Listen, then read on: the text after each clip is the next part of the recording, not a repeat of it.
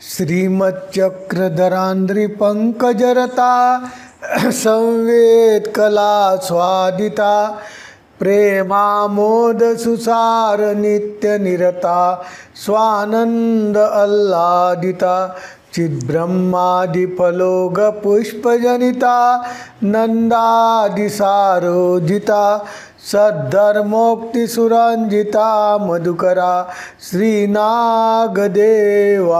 नमो। सर्वज्ञ श्री चक्रधर स्वामी की जय।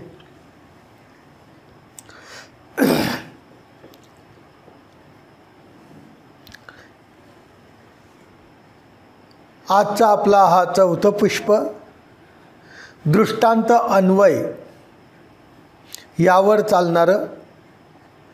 काल तिसरं पुष्प होतं, त्यामध्ये एकाने प्रश्न विचारला होता, शोभा पाटील म्हणून इंदोरचे आहे। त्यांनी प्रश्न विचारला होता, कळिका प्रेम म्हणजे काय?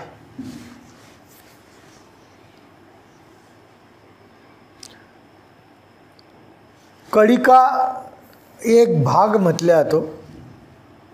प्रेम म्हणजे ईश्वराचं प्रेम, आणि ईश्वराचं प्रेम शाब्द अहेतुक मायापूर भजन प्रेमाप्रती साधन असं स्वामींचं एक सूत्र आहे। त्या सूत्राच्या माध्यमातून मायापूर म्हणजे पुरीचे पात्र ज्याला म्हणतात, ज्यांच्या ठिकाणी भजन घडल्याने प्रेमाचा अधिकार होतो, असे पात्र 4 प्रकारचे आहेत। त्या 4 प्रकारामध्ये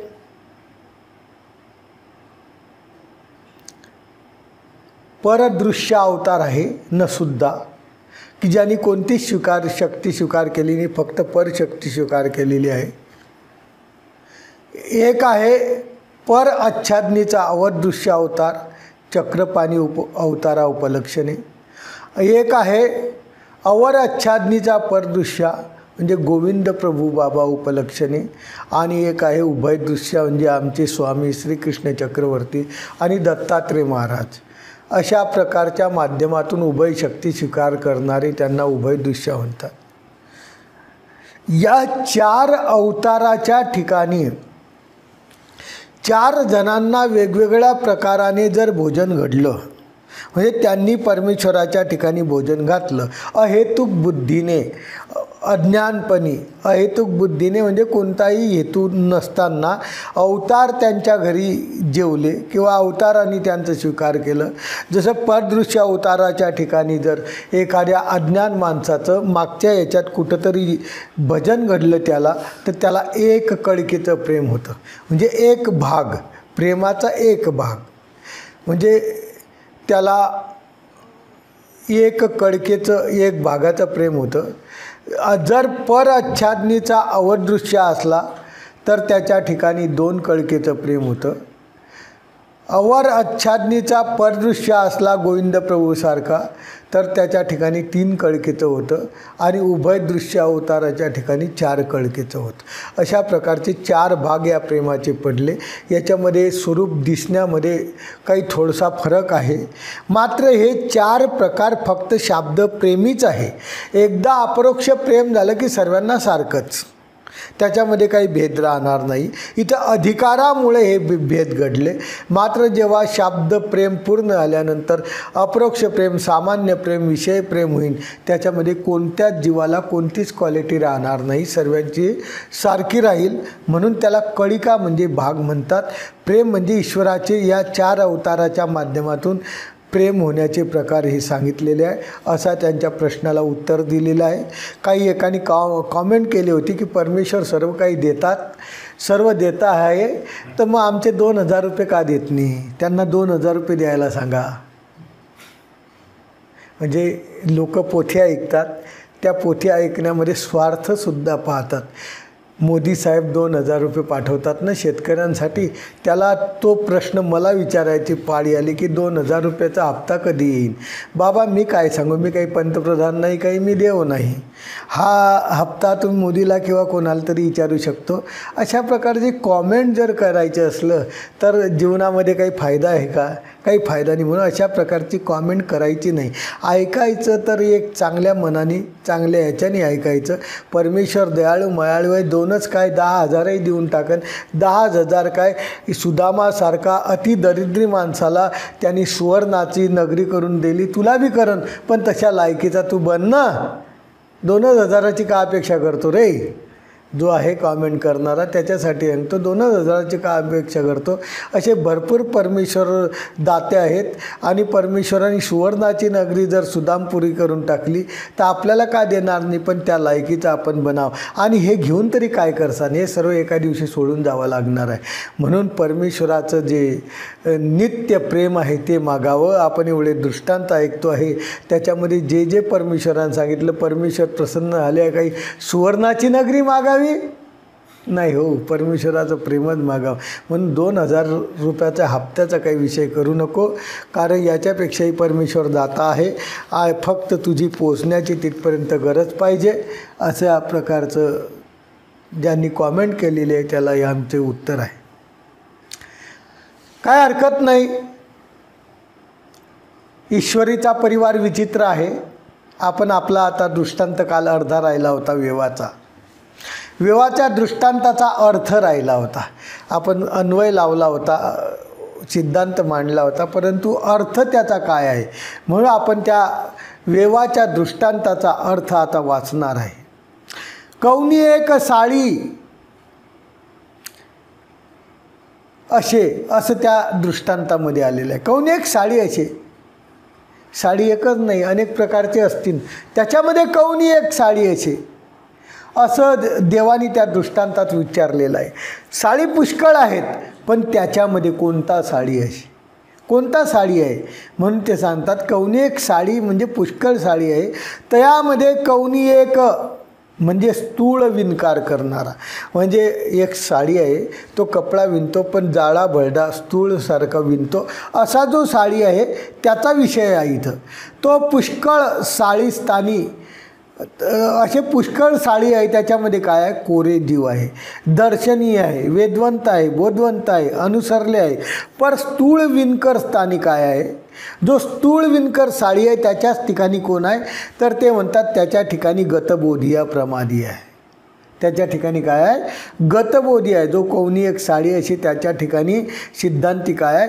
गतबोधी आहे. गतबोधी आहे म्हणजे त्याला ज्ञान झालं या सृष्टीमध्ये, मागच्या सृष्टीमध्ये किंवा या सृष्टीमध्ये त्यांनी बोध वाया घालवला, असा जो जीव आहे त्याला गतबोधिया म्हणतात, प्रमादिया म्हणतात. तो या दृष्टांताचा पुरुष आहे.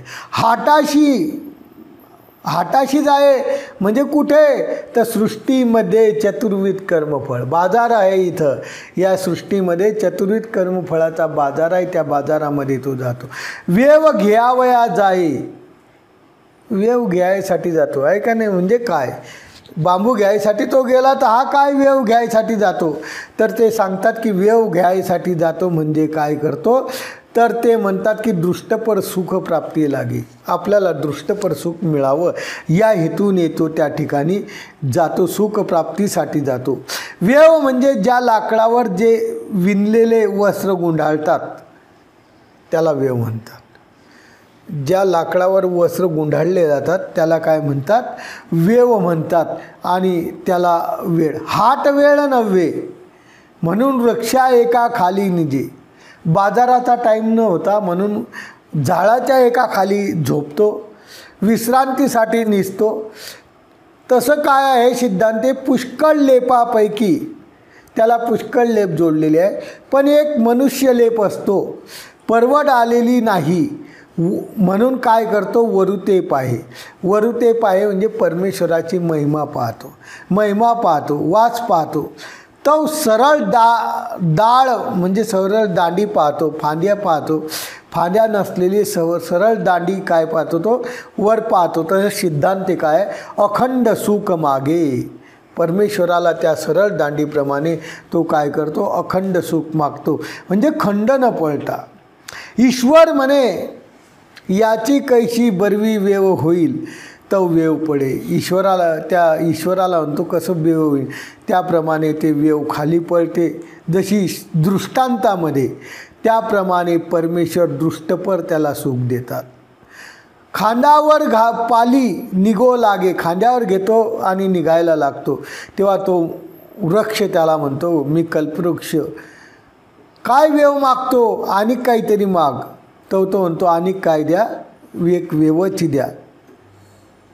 परमेश्वर दृष्टपूर सुख देतात, त्यामागे काय न्याय देतात, तर ते म्हणतात मोडीये तोडीये अनेक वेवची दे.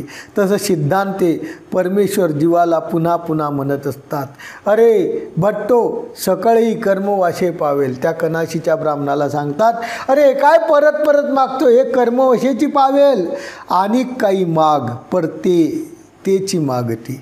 अशा प्रकारचे गतबोधी आहे ते कोण आहेत, गतबोधी जीव आहेत.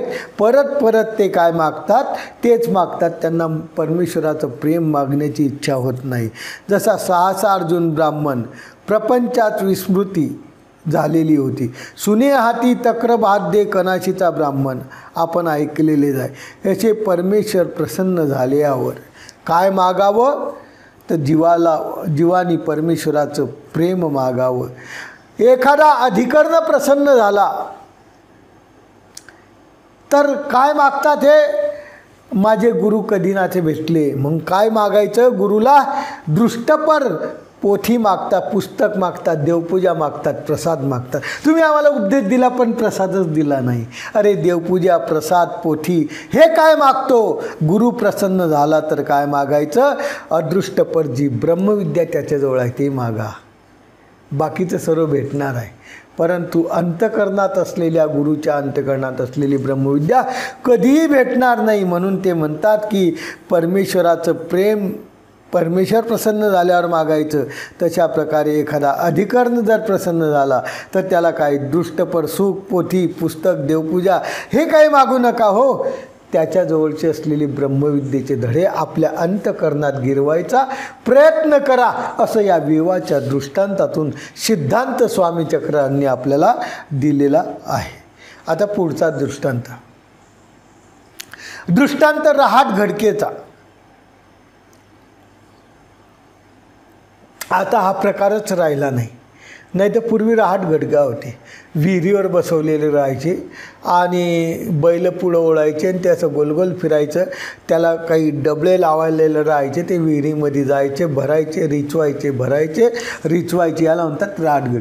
जाणं येणं, भरणं रिचणं अशा प्रकारची रहाटगडी पूर्वीच्या काळात विहिरीवर राहायचे. आता बटनसुद्धा लाईन गेल्यानंतर बंद झाली आणि परत जर लाईन आली तर बटन दाबावं अशी गरज पडत नाही. घरूनच आपली काय होते, मोठं इतकं विज्ञान पुढं गेलं पण आत्मशांती खोवून बसलं. विज्ञान खूप पुढं गेलं परंतु आत्मशांती खोवून बसलं. पूर्वीचे लोक जे कमत होते त्याच्यामध्ये काही वेगळा आनंद होता, कोणत्याच फवारणीचा तो पदार्थ नव्हता. आता सर्व काही सुख झालं पण लागो तितके त्याच्यावर फवारे मारू माणसावरही फवारे मारायची गाडी येऊन गेली. अशा प्रकारचा रहाट गडगीचा दृष्टांत. असा रहाट गडगीचा दृष्टांत आता स्वामी चक्र देतात. लापणिक म्हणतात ते काही मागावे असे, परमेश्वराचं प्रेम काही मागावेचे ते, किंवा संसारातल्या गोष्टी काही परमेश्वराला मागायच्या असतात का हो, ते कर्मवशीची पावेल. परमेश्वराला जे मागायचं ते मागायचं. परमेश्वराला काही कर्माच्या कळाचं काही मागायचं असतं का, नाही मागायचं असतं. कवन अन्याय जैशी रहाट घडका, ज्याप्रमाणे रहाट घडी असे ते त्याप्रमाणे. आता रहाट घडीचा दृष्टांत आपण वाचणार आहेत.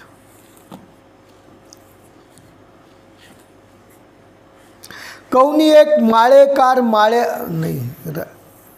रहाट घडी असे ती बांधली असे, ते जाये भरे रिचवे, तैसे हा जीव चैतन्य बांधला असे, तो स्वर्गा जाये नरका जाये मोक्षा जाये कर्मभूमी जाये, क्रिया करी हा दृष्टांत गोसावी, एकी वासना कानशेषी एकी वासना विषयी देवा प्रति निरोपण केला. ते म्हणतात की रहाट घडी असे, ती रहाट घडी असते, ती बांधलेली असते, त्याला डबे बांधलेले असतात, गोल असते, त्याला डबे असतात, ते अशी गोल गोल विहिरीमध्ये फिरत असते. ते भरे काय होते, खाली गेली की पाणी भरून आणते, वर आली की रिचवे म्हणजे रिकामे होतं ते पाणी, परत खाली जाते, परत पाणी भरते, आणि लोक त्याच्यातून शेतीला पाणी देत होते पूर्वीचे. तशा प्रकारचा भरे आणि रिचवे. तसा हा जीव चैतन्य बांधला असे, तसा हा जीव या चैतन्य देवतेच्या याच्यामध्ये काय आहे, बांधला गेलेला आहे, या ब्रह्मांडामध्ये बांधला गेलेला आहे. आणि तो स्वर्गा जाये, या मायेच्या याच्यात इतका बांधलेला आहे, तो स्वर्गा जाये नरका जाये, स्वर्गाला जातो नरकाला जातो मोक्षाला जातो, कर्मभूमी क्रिया करी, कर्मभूमीमध्ये नाना प्रकारच्या क्रिया, कर्मभूमी म्हणजे भारतामध्ये जी भूमी आहे याला कर्मभूमी म्हणतात, त्याच्यात क्रिया करतो, असा प्रकारचा हा जीव आहे. आणि हा दृष्टांत गोसावी एकी वासना कानशेषी एकी वासना रामदेवावर निरोपला. कनाशिलाच्या ब्राह्मणाला जेव्हा ब्राह्मणाने सेवा केली आणि सेवा केल्यानंतर स्वामी प्रसन्न झाले, आणि स्वामी जेव्हा रस्त्याने जायला लागले तेव्हा स्वामी चक्रधर म्हणतात, भट्टो मी प्रसन्न झालो, मागा काय मागायचं. त्यांनी काय विचार केला, काय द्यावं, काय मागावं. मग त्यांनी खूप हुशार होता दृष्टपर मागण्यासाठी. त्यांनी मागितलं सुने हाती तक्र भात. तेव्हा स्वामींनी हा त्याला रहाट घडीचा दृष्टांत दिलेला आहे, निरूपण केलं आहे. त्यावेळेस सांगितलेलं आहे रहाट घडी. अरे काय मागतो, हे कर्मवैशेचे होईल, रहाट घडी असे ते भरे रिचवे जाये, हे भरणार अर्जकत्वानुसार तुला भेटणारच आहे, हे काय मागतो. त्यावेळेस त्या कनाशीच्या ब्राह्मणाला स्वामींनी प्रथमतः हा दृष्टांत निरूपण केला, नंतर वेवाचा दृष्टांत निरूपण केलेला आहे. म्हणून ते म्हणतात की त्या कानशाला सांगितलेला हा दृष्टांत आहे, कनाशीला सांगितलेला हा दृष्टांत आहे. आणि तो दृष्टांत स्वामींनी त्याला निरूपण करून आपल्याला आदर्श दिला की अशा प्रकारचा जीव या सृष्टीमध्ये बांधलेला आहे आणि तो भरे रिचवे. कारण प्रत्येक जीव या संसारामध्ये आलेला आहे, तो जन्म मृत्यू याच्यामध्ये काय केलेला आहे, फसलेला आहे. प्रत्येक जीव जो जन्माला आला त्याच दिवशी त्याचं मरण काय आहे लिहिलेलं असतं. असा कोणीच नाही की जो अजरामर आहे. जीव नित्य आहे, पण मिळणारा देह मात्र अनित्य आहे. म्हणून ते म्हणतात की बाबा रे, अशा प्रकारचं भरे कर्मामध्ये जातो, या कर्मातून त्या कर्मात, त्या कर्मातून त्या कर्मात, किती थकून जात असन, किती त्याची कंडिशन वाईट होत असन, किती त्याच्याकडं पाहावं असं वाटत नसेल, परमेश्वरसुद्धा कीव त्याची करतात. म्हणून तो अशा प्रकारचा स्वर्गाला जातो, नरकाला जातो, कर्मभूमीला जातो, मोक्षाला जातो, असा अनेक क्रिया करतो आणि त्या सृष्टीमध्ये फिरतच राहतो. बाबारी याच्यातून जर फिरायचं मुक्त व्हायचं असलं तर या रहाट गडगेचा दृष्टांत आपल्या अंतःकरणात उतरून आपण परमेश्वराची भक्ती करणं अत्यंत गरजेचं आहे, असं या दृष्टांतात आपल्याला निरूपण केलेलं आहे. आता आपण याचा अन्वय लावणार आहे. संपूर्ण संसरण प्रकरण या दृष्टांताला पाठ आहे. या संसरणाच्या माध्यमातून ह्या रहाट घडगीचा दृष्टांत त्या प्रत्येक सूत्राला जुळतो. किंवा अच्युताच्या अज्ञानी जन्मले जे अन्यथा ज्ञान, ते स्वर्ग नरक कर्मभूमी मोक्ष या ते आपजवी तसे या वचनाला जुळतो. किंवा मायाचक्र भ्रमण्याय पर्याय वशे जीव सकळे पावे एक वांचून या वचनाला जुळतो. कर्मवशे जीव सकळे पावे एक वांचून या वचनाला जुळतो. कर्मभूमी एक करता एक निमे एक निफजे स्वर्गी नरकी असे तेच निमे या वचनाला जुळतो. अशा प्रकारचा अन्वय या दृष्टांताचा त्या सूत्राच्या माध्यमातून टीकाकारांनी अन्वयकारांनी लावलेला आहे. आता आपण याचा अर्थ घेणार आहेत. विहीर, कारण ती भरे रिचवे कुठं भरते? विहिरीमध्ये. मग आता विहिरीमध्ये भरते तर विहिरी स्थानी सिद्धांत काय? आता हा दृष्टांत कळाला, सिद्धांत काय? ते विहीर म्हणजे ब्रह्मांड. ब्रह्मांड म्हणजे आपण ज्याला जग म्हणतो.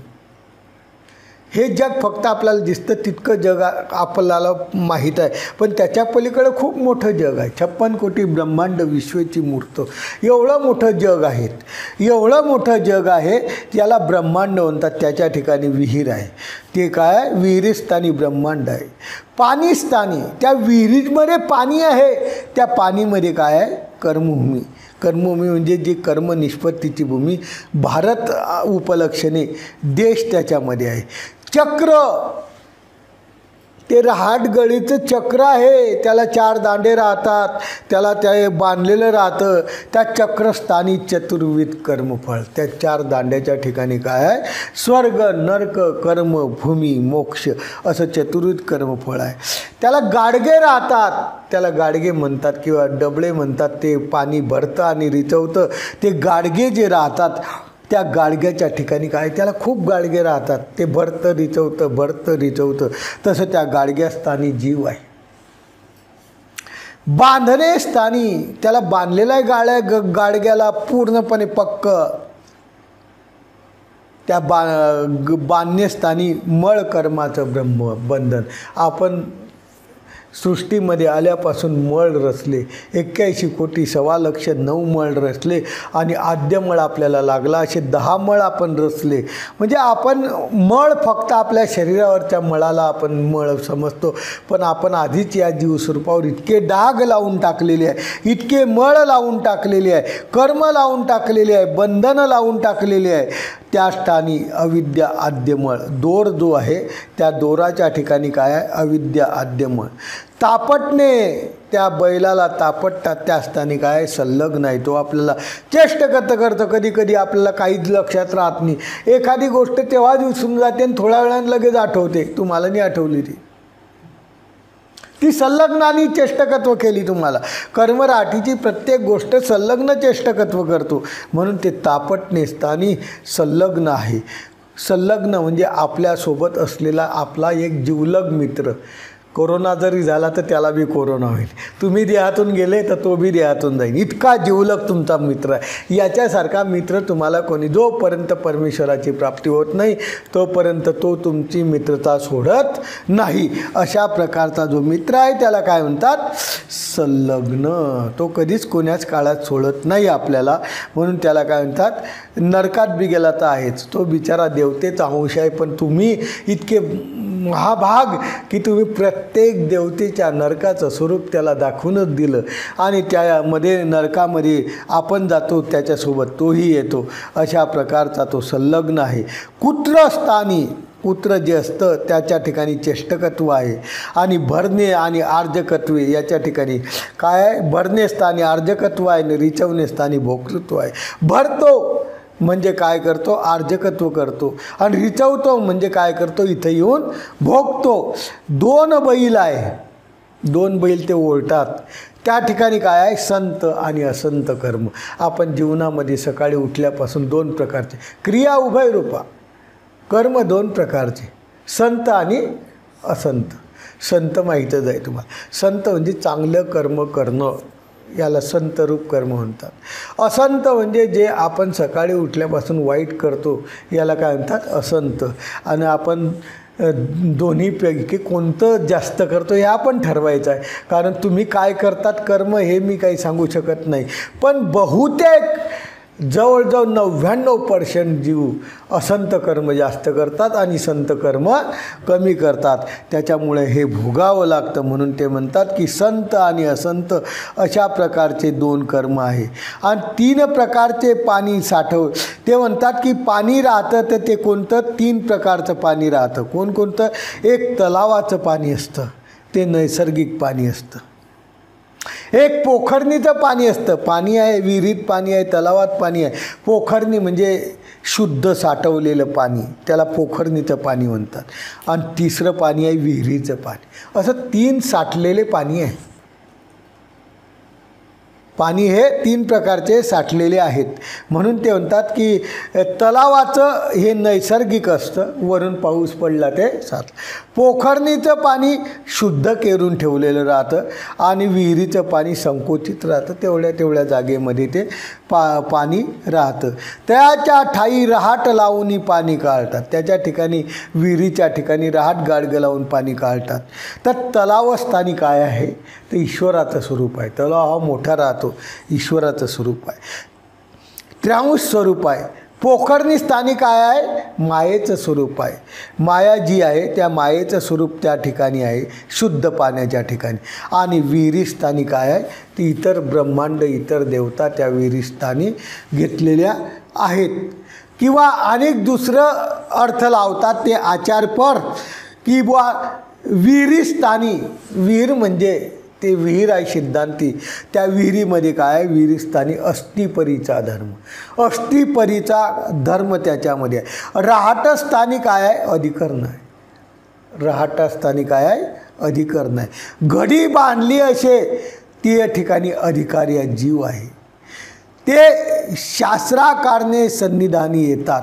भरे रिचवे, भरे आणि रिचवे सिद्धांती आचारपर काय, तर शास्त्राकारणे सन्निधानी अधिकरणाच्या येतात हे बरे.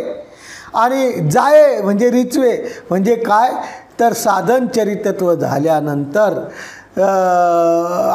आपल्या आचरणाला निघून जातात, त्याला काय म्हणतात, रिचवे. किंवा भरे म्हणजे शाब्द अप्रोक्ष सामान्य विशेष अशा ज्ञानाने तो भरे. आणि रिचवे काय, हे ज्ञान जरी झाले त्याला आणि त्याच्याने तो भरला गेला तरी एका ठिकाणी शेवटी रिचवे. रिचवे म्हणजे ईश्वराच्या प्राप्तीच्या ठिकाणी तो खाली होतो. साध्याच्या प्राप्तीत साधन निवडते. परमेश्वराचा आनंद जेव्हा देतात तेव्हा सर्व हे काय करतात, काढून घेतात, म्हणजे रिचवे म्हणजे रिकामं करतात. म्हणून या रहाट गडगीच्या दृष्टांतातून स्वामी चक्रांनी आपल्याला एवढं मोठं तत्त्वज्ञान याच्यातून सांगून दिलं की त्या घडीप्रमाणे, घटकेप्रमाणे आपले जीवन आहे. आणि या घटकेतून जर आपल्याला मोकळं व्हायचं असलं तर निश्चितपणे आपल्याला ईश्वराने सांगितलेला आदर्श आपल्या जीवनामध्ये उतरावा लागेल. हा दृष्टांत स्वामी चक्रांनी या ठिकाणी सांगितलेला आहे. तो संपलेला आहे रहाट गडगेचा. पुढं आहे दृष्टांत माळेकाराचा. दृष्टांत खूप सुंदर आहे हो. जो एक दृष्टांत येतो तो अतिशय सुंदर आहे. याची लापणीक आहे, कर्मवशे दुःख भोगिता देखोनी अनुकंपा उपजवून द्यावी जैसा माळेकाराचा. कर्मवशे दुःख भोगिता देखोनी. कर्मवशे म्हणजे कर्माच्या वशाने एखाद्या जीवाला दुःख भोगताय आणि पाहताय, परंतु परमेश्वराला सुद्धा अनुकंपा उपजत नाही. तो दुःख भोगतोय, दुःख व्यक्तोय, पण परमेश्वराला सुद्धा त्याची अनुकंपा, कारण त्यांनी काही जोडलेलं नाही. तर अनुकंपा उपजवून द्यावी, उपजत नाही परमेश्वराला, जसा माळेकाराचा. कसं काय, आम्हाला काही कळालं नाही हो. म्हणून त्यांनी त्या दृष्टांत सांगितला माळेकाराचा. आता माळेकार माहीतच आहे तुम्हाला. माळेकार म्हणजे 4 खांब रोवलेले राहतात शेतात, त्याच्यावर मैचा केलेला राहतो आणि त्याच्यावर तो बसलेला राहतो, त्याला काय म्हणतात, माळेकार. कशासाठी बसतो, आपल्या शेतीचं पिकाचं रक्षण करण्यासाठी तो त्या माळ्यावर बसतो, त्याला माळेकार म्हणतात. नाही तर आपण म्हणतात माळीकार. माळी म्हणजे फुलमाळी समजतात. माळेकार म्हणजे शेताच्या 4 खांब रोवून त्याच्यावर मैचा म्हणतात, त्याला मैचा करून त्यावर बसलेला जो आहे तो माळेकार. त्याचा दृष्टांत इतका सुंदर गोष्ट स्वामींनी सांगितली आणि त्याच्यावर स्वामींचा सिद्धांत दिला स्वामींनी. कौनी एक माळेकार असे म्हणजे मैच्यावर बसलेला पुरुष असे. उभा होता तो, बसलेला असे म्हणजे उभा राहतो. त्याच्या शेताशी लवणी चोर येत असे. काय आहे, तो वर उभा राहतो, आपलं शेत राखतो, पण त्याच्या शेताच्या कळला एक लवण राहतो. लवण म्हणजे नाला राहतो आणि तो नाला असा घनिष्ठ राहतो, म्हणजे खूप खोल राहतो. आणि त्या नाल्यामध्ये, लवणामध्ये काय करतात, चोर येतात आणि ते काय करतात, दिवसभर अंधाधुंदीनी काय करतात, चोरी करतात, लूटमार करतात, एकत्र धनसंपत्ती करतात आणि त्या ठिकाणी ते काय करतात, वाटतात. म्हणजे ते चोर त्या ठिकाणी दररोज त्या संध्याकाळच्या वेळेस येत असतील आणि ते आपल्या वाटा त्या ठिकाणी घेतात. प्रत्येकजण प्रत्येकाचा वाटा घेतात आणि ते कमवण्यासाठी कितीतरी लोकांना त्यांनी काय केलं, मारलं. त्याच्यात ओहरे मारी, ब्राह्मण मारी, संन्यासी मारी, तो ते देखे. आणि नेमकं तो सर्व हे पाहतो की त्या रस्त्याने कोणी गेलं की त्यांनी मारलं की घेतलं संपत्ती, मारलं की त्यांनी घेतलं संपत्ती. हे कोण पाहतं, त्या मैच्यावर जो उभा माळेकार आहे तो काय करतो, पाहतो. यांनी ब्राह्मणाला मारलं, ओहरीला मारलं, संन्याशाला मारलं, तो देखे. पण उगाचे असे बोलू शकत नाही. बोललं तर आपल्यालाही मारल्याशिवाय राहणार नाही. उगाचे असे काय होतं, एका दिवशी कोणती गोष्ट जास्त दिवस चालत. एका दिवशी काय होतं की रायाशी सापडे. ते चोर जे आहेत ते राजाला सापडतो. तो चोर काय करतो, राजाला सापडतो. मग रावो आता याला काय शिक्षा द्यायची. हा चोर आहे, यांनी आतापर्यंत खूप मोठं अनिष्ट केलेलं आहे, खूप मोठ्या दरोडेखोर केलेला आहे, खूप मोठ्या संन्याशाला मारलेला आहे, ब्राह्मणाला मारलेला आहे. आता यांना काय करायचं, रावो तयाशी शिक्षा करी. खैरी जुंपावया.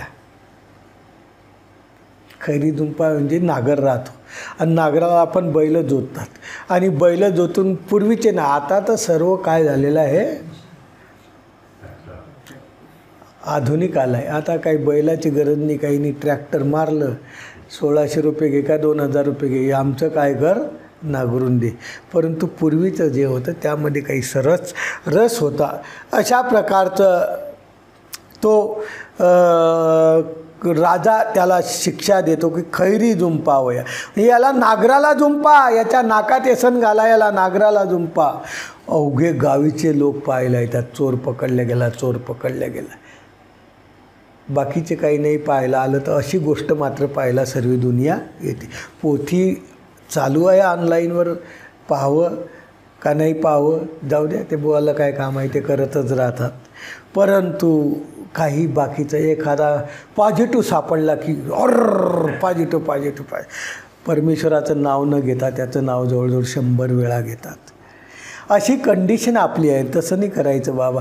मग गावीचा लोक सर्व जमा झाले रिकामे आणि त्याला पाहायला गेले आणि त्यांनी पाहिल्यानंतर त्या चोराला पाहिलं. तो चोर इतका दिसायला सुंदर होता.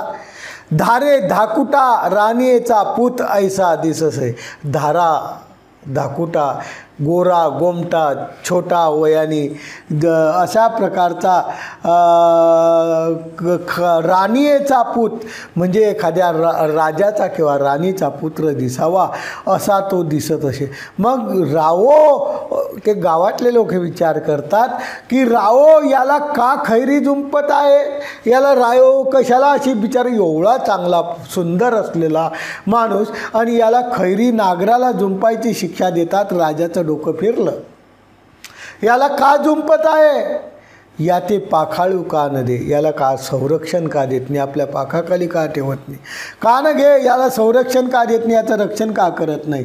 मग तो माळेकार, हे सर्व लोक गेल्यानंतर ज्या शेताच्या लवणाला हे उद्योग करत होता हा चोर, त्या माळ्यावर जो माळेकार उभा राहत होता तो माळेकार काय करतो, आपण बी जाऊन पाहून बरं काय झालं म्हणून तो काय करतो, कांबळ्याची बुंठी घालवणी. कांबळ जे हिवाळ्यात वगैरे पांघरतात ते बुंठी घालून म्हणजे पूर्ण तोंडगीण झाकून पॅक करून काय करतो, पाहावया, आपल्याला ओळखलं तर हा मारल्याशिवाय राहणार नाही म्हणून ते काय करतो, तो माळेकार त्या ठिकाणी कांबळ्याची बुंठी म्हणजे सर्व कांबळ अंगावर घेऊन पाहण्यासाठी जातो. तो पाहावया ये, तो ऐके. अरे म्हणे या लोकांचं ऐकतो तो की एक धारे धोकटे गोमटेचा पूत दिसत असे, याला पाखाळू न काय, असे शब्द त्याने ऐकल्यानंतर तो म्हणे, अरे तुम्ही काय समजता याला?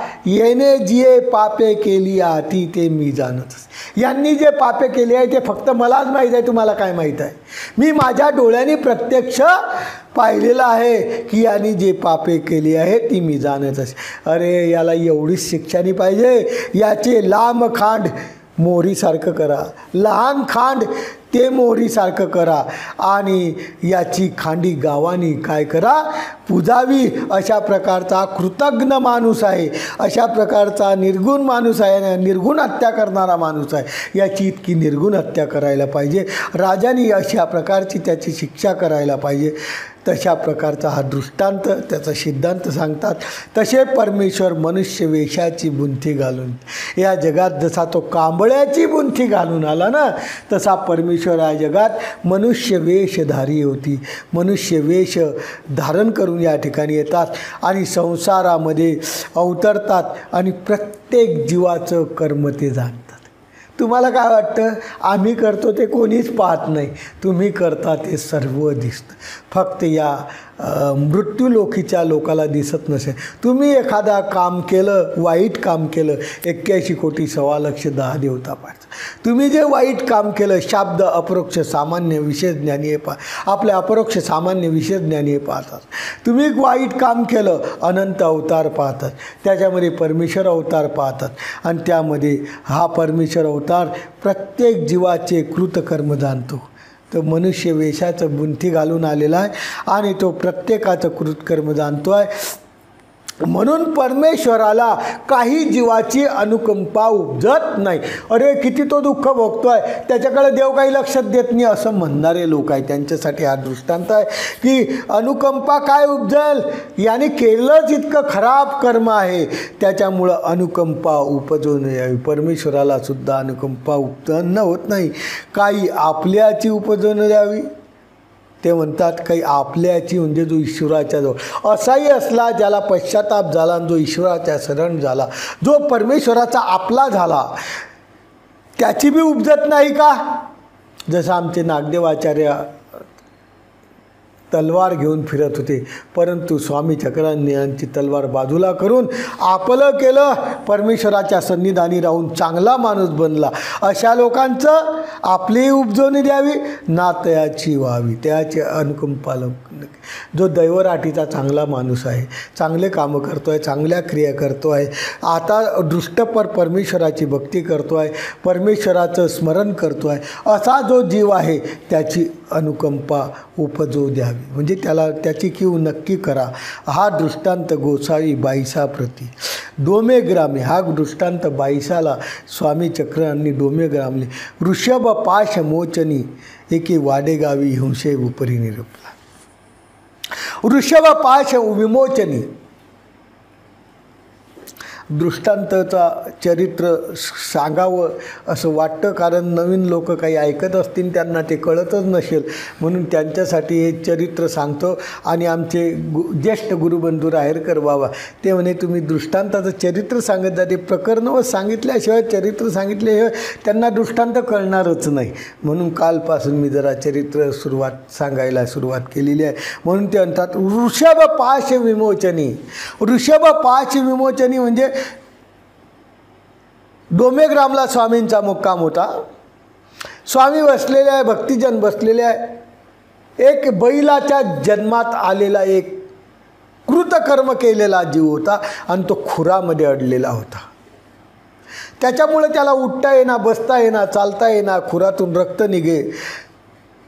आता देवही पाहताय की त्याला इतका त्रास होतो आहे आणि भक्तिजनही पाहताय.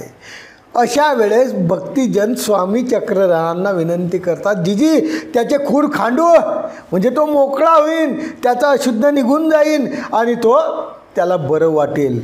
स्वामी एक काही बोलले नाही. दुसऱ्यांदा परत भक्तिजनांनी विचारलं, जीजी त्याचे खूर खांडू, तरीही परमेश्वरांनी काही बोलले. कारण तुम्हाला माहिती आहे मनुष्य वेशाची बुंथी घालून याच्या येतात आणि जीवाची कृतकर्मे फक्त कोण जाणतात? परमेश्वर जाणतात. म्हणून काही बोलले. तिसऱ्यांदाही म्हटले. शेवटी स्वामी म्हणतात तुमची इच्छा आहे तर करा. मग काय करायचं? भक्तिजनांनी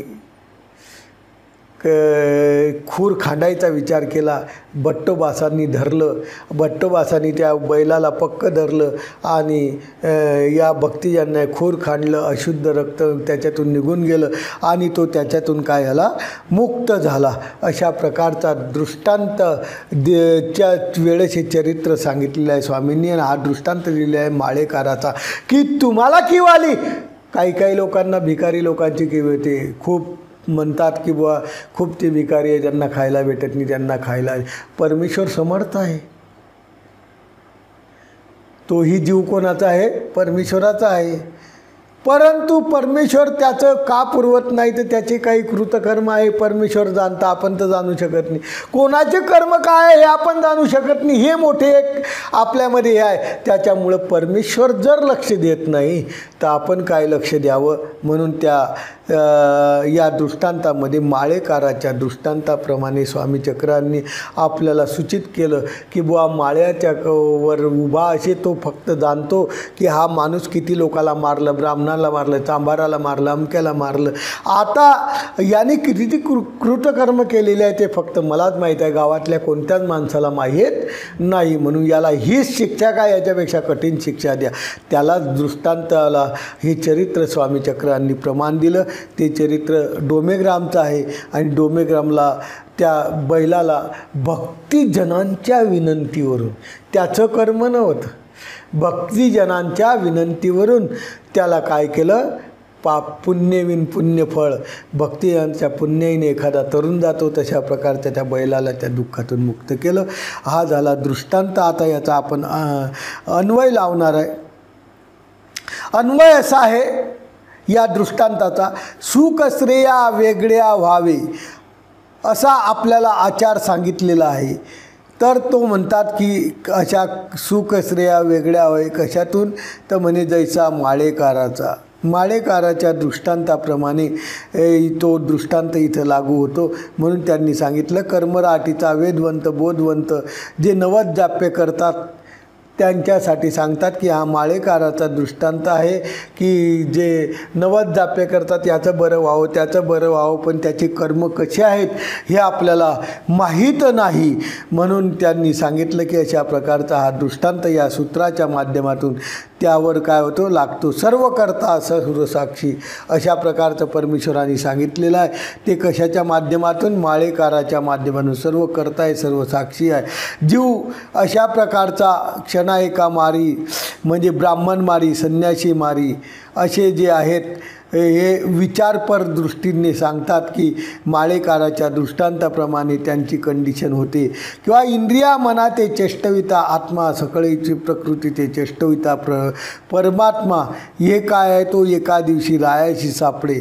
म्हणजे अशा प्रकारचा तो राजाला सापडतो, अन्वय होतो आणि त्याचा अन्वय असा लावलेला आहे. आता आपण त्याला अर्थ करायचा आहे. कौनी एक माळेकार. माळेकार म्हणजे कोण, तो माणूस होता. पण इथं सिद्धांती माळेकार कोण, की जो माळ्यावर उभा आहे. तर ते म्हणतात माळेकार म्हणजे परमेश्वर एक. दुसरा माळेकार सांगितला ब्रह्मविद्या. तिसरा माळेकार सांगितला अस्तिपरी. चौथा माळेकार सांगितला चिज्जळ. पाचवा माळेकार सांगितला देहाभिमानी आणि सहावा माळेकार सांगितला अधिकरण. असे 6 माळेकार आहे. या दृष्टांतामध्ये 6 माळेकार स्वामी चक्रांनी आपल्याला सविस्तररित्या सांगितले की परमेश्वर आहे, ब्रह्मविद्या आहे, अस्तिपरी आहे, चिज्जळ आहे, देहाभिमानी आहे आणि अधिकरण आहे. हे काय आहे, माळेकार आहे. माळ्यावर 4 खांब असतात आहे का नाही. त्या माळ्याला किती खांब राहतात, 4 खांबाशिवाय माळा उभं राहू शकत नाही. म्हणून त्या ठिकाणी 4 खांब आहे परमेश्वराचे. दया मया कृपा करुणा हे ईश्वरीचे खांब आहे. दया मया कृपा करुणा हे जी ईश्वरी, किंवा लीळा संबंध ग्रहणा कैवल्य हे 4 खांब आहे. किंवा ते सांगतात की ब्रह्मविद्येचे 4 खांब आहे. शाब्द, अपरोक्ष, सामान्य आणि विशेष हे ब्रह्मविद्येचे काय आहे, 4 खांब आहे. अस्तिपरीचे 4 खांब आहे. अस्तिपरीचे सुद्धा किती खांब आहेत, 4 खांब आहेत. विकल्प, हिंसा, देहावधीचे दोष. विकार, विकल्प, हिंसा आणि देहावधीचे दोष. अस्थिपरीचे 4 खांब कोणते आहे? विकार, विकल्प, हिंसा आणि देहावधीचे दोष असे अस्थिपरीचे 4 खांब. चिज्जड मायेचे 4 खांब आहे. ते कोणकोणते? जारद, अंडज, स्वेदज आणि उद्भिज असे 4 खांब आहे. स्वर्ग, नरक, कर्मभूमी, मोक्ष हे बी 4 खांब आहे. म्हणून त्या प्रकारच्या असे 4 खांब सांगितले. ते म्हणतात की उतार दरी खोलगट भाग, खाली खोलगट भाग असतो, तसं सिद्धांती कर्मराटी असेल तर व्यभिचारी. कर्मराटीमध्ये खोलगट भाग काय आहे? तर त्या माणसाचा व्यभिचार, अनियमितपणा, अनितीने वागणं, व्यभिचार. त्या माझी शेताच्या लवणा चोर एक असे. शेताच्या लवणाला चोर एक असतो, पण त्या खोलगट भागामध्ये असतो. तसं सिद्धांती त्यांनी सांगितलं की असे जे व्यभिचारी आणि अनितीनं काम करणारे ते त्या ठिकाणी राहतात. आणि ते दैवराटीचे जर म्हणाल, हे कर्मराटीचे आले. दैवराटीचे जर चोर म्हणाव तर कोण आहे? तर ते सांगतात विधिबाह्य, अविधीचे आचरण करणारे. विधीच्या बाह्य जे अविधीचे आचरण करतात ते चोरच आहे. ईश्वर सांगतात आणि हा दुसराच चालणारा आचरण करतो. ईश्वर एक सांगतात आचरण आणि हा काय करतो? दुसरंच आचरण करतो. म्हणून हा एक दैवराटीचा चोर आहे. चोर म्हणजे मागा, कर्मराटी, दैवराटीचे 2 सांगितले चोर. ते वाटा घे म्हणजे विषय करतात, वाटा घेतात किंवा वाटा हळवतात, चोरी करतात. तैसे हा वर्तन आचरण करतो. ओहरे म्हणजे वराड. ओहरे याच्यात वराडला म्हटलेलं आहे. ओहरं कशाला म्हटलेलं आहे? वराड. कर्मराटीचे ओहरे म्हणजे वराड. कर्मराटीचे जारज, अंडज, स्वेदज, उद्भिज. ब्राह्मणा म्हणजे भावसाधनीय. ब्राह्मण कोण आहे? भावसाधनीय. ब्राह्मणाच्या ठिकाणी सिद्धांती कोण आहे? ब्राह्मणमारी म्हणजे कोण आहे? भावसाधनीय. बैरागीय संन्यासी कोण आहे? अंतर्यागीय शिल्प स्थूळ विद्यावंत. दैवराटीचे ओहरे वेदवंत. दैवराटीचे कोण आहे? ओहरे वेदवंत आहे. ब्राह्मण कोण आहे? बोधवंत आहे. संन्यासी कोण आहे? अनुसरलेले आहे. आणि दैवराटीचे ओहरे म्हणजे अनुसरला ब्राह्मण, भक्तराज. संन्यासी म्हणजे कोण? ईश्वर अवतार. अशा प्रकारचं त्यांनी या दृष्टांताच्या माध्यमातून आपल्याला दिलेला आहे. आणि तो रायाशी सापडे. जसा तो चोर एका दिवशी राजाला सापडतो तसा रायाशी सापडे म्हणजे चिज्जळाच्या चेष्टकत्वी प्रारब्ध झाल्यानंतर ती क्रिया त्या चिज्जळाच्या जवळ काय होते? लेखी लागते. आणि मग तो राव काय करतो? शिपाया करवी म्हणजे राज्यातले जे शिपाई आहे त्यांच्या करवी त्यांना काय करतो? खैरी जुंपावायला घालतो. त्याप्रमाणे परमेश्वरसुद्धा काय करतात? देहाभिमानी देवता काय करते? ते भोगायला पाठवते. द्रव्यहानी, घरभंग, काय दुःख होतात त्याला? तर द्रव्यहानी होते, घरभंग होतात. आणि आपल्याला लोक पाहावया ये म्हणून अज्ञानजन पाहावयाला येतात. लोक पाहावयाला येतात तर कोण पाहावयाला येतात? अज्ञान लोक पाहावयाला येतात. आणि ते म्हणतात बापुडा कैसा गोरा गोमटा धाकोटा दिसत असे ते अज्ञान लोक म्हणतात. परंतु याते पाखाळू का न घ्या ते म्हणतात तैसे अज्ञानजन असे म्हणतात. म्हणून निर्वंश झाल्या परमेश्वर याला सोडवत का नाही? क्षमा का करतात? जे ज्ञानी आहे ते म्हणतात की याला काय परमेश्वरांनी काय करायला पाहिजे? याला की याचं खांड हे करायला पाहिजे. याचे कृतकर्म जे आहे ते फक्त तुम्ही जाणत असा किंवा परमेश्वर जाणत असते. म्हणून लांब खांड म्हणजे 13 बेदी नरक. लांब खांड म्हणजे काय आहे? तेराभेदी नरक, नित्य नरक याला भोगवायला लावायला पाहिजे. तसेच सृष्टी संपता नित्य नरक व्हावं का? अशा जीवाला नाही हो. आरंभीच सृष्टीच्या आरंभी या नित्य नरक व्हायला पाहिजे. म्हणून ते म्हणतात की अशा प्रकारचा दैवराटीचा अनुसरला असेल तर परमेश्वराला जो आपला आहे, येथीचा आहे, ज्याचं आचरण चांगलं आहे त्याचीच अनुकंपा व्हावी. याच्या व्यतिरिक्त जो दैवराटीमध्ये आहे पण ईश्वराच्या कोणत्याच क्रियेला प्रवृत्त होत नाही त्याच्याविषयी आपण अनुकंपा भावू नये. हेच या क्षणी या दृष्टांतातून सांगितलेले आहे. विश्वहननाथो नित्य नरक असा हा दृष्टांत माळेकाराचा या ठिकाणी संपलेला आहे. आता पुढा आहे डोळ्याचा दृष्टांत. पुढचा दृष्टांत काय आहे? डोळे. माळेकाराच्या याच्यात सर्व सांगितलं की तो उभा असतो त्याच्या लवना. तशा प्रकारचे सिद्धांतामध्ये त्यांनी सांगितलं की चोर कोण आहे, कर्मराठीचे कोण आहे, दैवराठीचे कोण आहे, जे बाह्य विधी आचरण करत नाही आणि शास्त्राचं एकाचं दोन सांगून लोकांना सोक्ती करतात, हे सर्व चोरच आहे.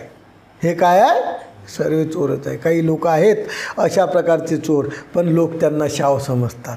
आमच्या मानवा पंथात असे काही चोर बरेच आहे.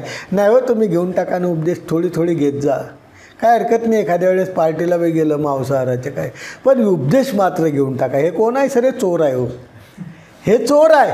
परंतु काय आहे आपल्याला समजत नाही म्हणून हे चोर आहे आणि एका दिवशी राजाला हे सापडणार आहे. आता राजा काय करेन त्यांना माहीत. म्हणून ते म्हणतात की आपण सावधान, आपण काय करावं? सावधान राहा. पुढे दृष्टांत डोळ्याचा. लापणिक आहे सुख दुःख पावे ऐशी सामग्री जीवी अस्तुचे असे जैसा डोळ्याचा. काय? सुख दुःख पावे. सुख आणि दुःख दोन्ही प्राप्त होतात अशी सामुग्री जीवाजवळ आहे. म्हणजे जीव सुखालाही प्राप्त करू शकतो, दुःखालाही प्राप्त करू शकतो. काहीच नाही. म्हणजे असं काही नाही की जीव फक्त दुःखालाच प्राप्त करेन, जीव काय सुखालाच प्राप्त करेन. नाही हो, जीव सर्वाधिकारी आहे. त्याच्यामुळे काय आहे, तो सुखालाही प्राप्त करतो, दुःखालाही प्राप्त करू शकतो. जसा डोळ्याचा, जसा आपला डोळा आहे, प्रत्येकाला डोळा आहे का नाही? ज्याला डोळा नाही तो आंधळ आहे, पण डोळा मात्र सर्वाला आहे. म्हणून त्या डोळ्याचा दृष्टांत आता स्वामी चक्रधर आपल्याला सांगणार आहे की कशा प्रकारचा तो डोळ्याचा दृष्टांत आहे. डोळ्याच्या ठाई स्वतः सिद्ध दोन सामुग्री असते. डोळ्याच्या ठिकाणी दोन सामुग्री आहे. कोणत्या आहे? तेज सामुग्री आणि मेद सामुग्री. तेज म्हणजे स्पष्टपणे दिसणं, डोळ्यात तेज येणं. जसं ऑपरेशन केलं की डोळ्यात काय येतं? तेज. आणि मेद, मोतीबिंब म्हणजे काय? मेद आला की दिसत नाही. म्हणून म्हणतात तेज सामुग्री आणि मेद सामुग्री. तेज सामुग्री वाढवली, जर तेजाचे डोळ्यामध्ये ड्रॉप टाकून काही लोक काय करतात? तेजाची डोळ्याची सामग्री वाढवतात. ते काय करतात? रत्नाच्या गर्भीचे खुतले रंग देखे.